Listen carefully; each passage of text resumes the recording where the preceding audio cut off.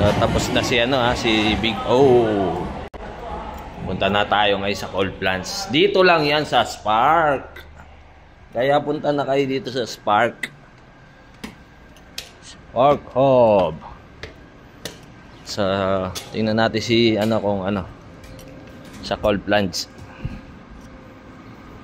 Dito kami sa Spark ha, Spark Hub. So ilang degree yan? Tingnan natin ha. 5. Salatin natin.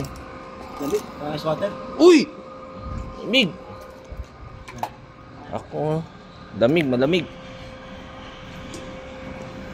Ronald Duranza. Siya yung nag-top doon sa ano ha, sa test natin ha. Oh, wala. Basic. Parang dito pa matutulog si Ronald ah. Ilang segundo to? Ay, minuto.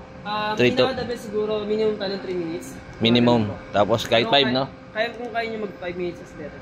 Oo. Tulog na ako dito. Ayun no. Wala, basic lang kaya ano. Pero malamig yan ha, malamig kasi nalat ko kanina. 5 degree ba yan? Tawag doon? Negative. No?